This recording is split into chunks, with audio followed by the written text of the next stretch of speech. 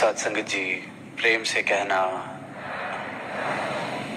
बंद है, इससे भी लगाव होने लगता है, प्रेम होने लगता है कि यही जो जीने का मेरा ढंग है सबसे बढ़िया, इससे अच्छा कुछ नहीं। और फिर सदगुरु जीवन में जब आते हैं तो जो भ्रमों की धुंध है इसको हटाकर जो जीवन में चानन होता है, उसके बाद ही इंसान फिर भक्ति के मार्ग पर चल पाता है। वरना जो मैं मेरी की ये भ्रमों की धुंध के साथ इस मार्ग पर चलना भी जिस प्रकार धुंध पर गाड़ी चलाना थोड़ा सा मुश्किल, यहाँ पे नामुमकिन। तभी फिर शहनशाह जी ने भी जो अवतार वाणी में शब्द लिखा कि सतगुरु मैनू चरनी लाया, भरम भुलेखा सब गवाया। ये बिना भरम भुलेखे गवाए भक्ति हो ही नहीं सकती, कि भरम भी हमारे एक से बढ़कर एक, चाहे वो परमात्मा के विषय में, चाहे अपने बारे में। जैसे सतगुरु माता जी अक्सर फरमाते हैं कि खुद को लेके ही इतनी बड़ी मिसकंसेप्शंस कि मुझसे बेहतर कोई नहीं हो सकता, या दूसरों को लेकर भी आज शायद मैं नहीं कर सकता, शायद वो इतने अच्छे स्वभाव के नहीं होंगे, अनेकों भ्रम। और जो सबसे बड़ा भ्रम जिसको सत्य मान चुका है, पल पल में जी रहा है, वो अपनी होंद का, अपनी मैं का मान चुका है कि इस शरीर से बढ़कर, इस मन से बढ़कर मेरा कोई और अस्तित्व नहीं है। और इस भ्रम को सिर्फ और सिर्फ सदगुरु का ब्रह्म ज्ञान ही दूर करता है।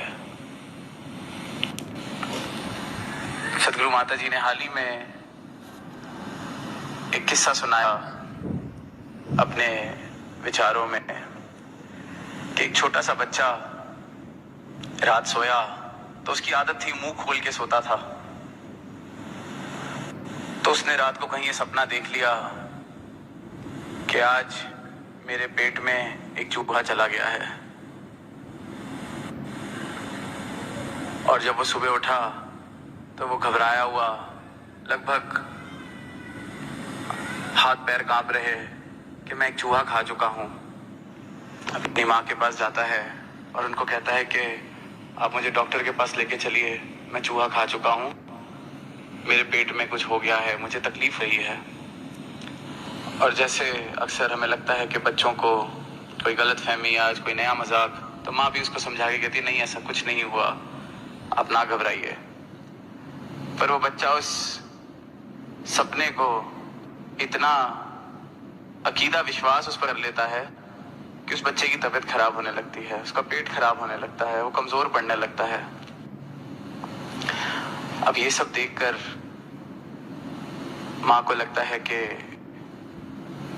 इसको तो डॉक्टर के पास लेके जाना पड़ेगा, कुछ तो गड़बड़ है। जब डॉक्टर के पास जाते हैं तो वो उसका एक्सरे निकालते हैं, कहते हैं बेटा पेट में तो कुछ भी नहीं है थे। वो कहते नहीं, आपको नहीं पता, आपकी मशीन खराब है। तो डॉक्टर समझ जाता है, वो कहता है आप इसके साथ ये तरकीब अपनाना, उनको एक नुक्ता देता है। तो अगले दिन सवेरे वो माँ उस बच्चे के उठने से पहले उसके बाथरूम में टॉयलेट सीट में एक नकली चूहा रख देती है। और जब वो टॉयलेट यूज करके बच्चा उठता है तो उसको कहती है देख तेरे पेट से चूहा निकल गया, कल जो डॉक्टर ने दवाई दी थी वो असर कर गई है। वो बच्चा उस चूहे को देखता है और फिर उसको आराम मिलता है। अगले दिन ही उसकी तबीयत ठीक और खुश, हंसता खेलता। तो हुजूर ने इशारा कि जिस प्रकार उस सपने को उस बच्चे ने सच मान लिया और जीने लगा, होने लगा, तबीयत भी बिगड़ने लगी। साइकोलॉजी में जिसको साइकोसोमैटिक टर्म दी जाती है, इंसान भी बड़े सारे भ्रम इस प्रकार मान चुका है, कितनी बार आया है, कितनी बार गया है, मान चुका है कि ये आना जान ही मेरा नसीब है। मान चुका है कि ये शरीर, ये धन दौलत, यही सब कुछ है। अब वो छोटे से बच्चे एक सपना तोड़ने के लिए कितनी जद्दोजहद लगी एक माँ की, तो ये तो सारी मानवता इस भ्रम को तोड़ने के लिए निकले हैं। हम सबको इस भ्रम से आजाद कराया है। तो ये सदगुरु के उपकारों का जहाँ जिक्र होता है, तो इससे ऊपर क्या उपकार हो सकता है कि मुझे इस तरह से मुक्त कर दे है मेरे सारे भ्रमों से। और फिर ये भी जिक्र होता है कि जब सदगुरु सारे संसार के लिए आया है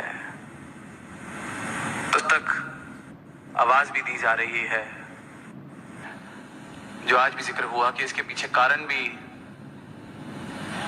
धर्म की तरफ इस प्रकार का जो एक एटीट्यूड, एक पर्सपेक्टिव है, वो आज के धार्मिक इंसान की वजह से ही है।